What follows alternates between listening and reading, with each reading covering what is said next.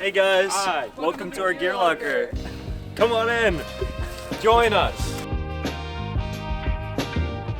I'm Sarah, and I am a gear manager for Outing Club. Over the summer, I rented my first pair of climbing shoes, and I don't think that I would have been as into climbing if I hadn't rented those shoes. Hi, my name's Brent. I am a gear locker manager for the UCOC Outing Club. All the climbing gear is great. You know, climbing gear is super expensive, so the ability to have so many ropes, crash pads, amazing. I'm Jack. I'm the vice president for the UConn Outing Club, and I used to be a former gear manager. My favorite piece of gear are these little walkie-talkies that we used to have. Oh, shit. The thing's not there. We get audited, and so then we have to go through everything, and so that's when we do gear locker day. We basically take everything out and then put everything back in piece by piece. When people return things to us, we look at them to make sure that they're not broken. Like, for example, we would now not. We just discovered it. Yeah, things break. That's the normal progression of gear being used outdoors. So we give out a lot of backpacks and sleeping bags and tents. That's kind of the biggest thing because people are doing a lot of hiking. We got these really cool Gregory ones that are relatively new, and so you can just use them if you're part of the club so that you don't have to buy a $200 backpack. Here's our wide assortment of tents.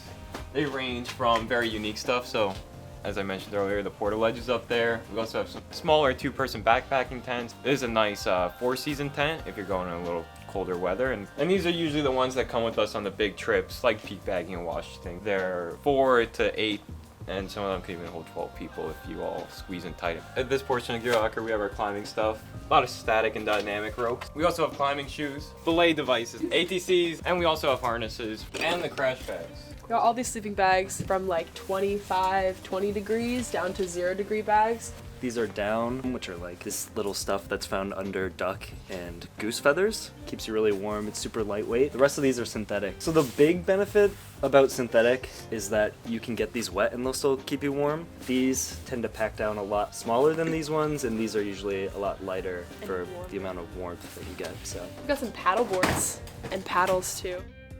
So we got canoes. If you have a car, you're welcome to have a canoe. So we have straps so we can strap them to people's cars. We've also brought these on the sledding hill, on Horse Barn Hill, when there's a lot of snow. Kind of a tradition that we do. We got a lot of crampons and micro spikes, which is good because we tend to, especially this time of year, do a lot of hiking up in the whites. It's good to have them because if you don't, you'll be sliding all over the place. It can be dangerous. They're nice and sharp too. They're adjustable. So these are better for crampons just because the crampons are so sharp. That part, that's where it actually snaps onto. Yeah. Micro spikes are totally fine on your regular trail runners or hiking boots or whatever. That's so our hiking does not stop in the winter.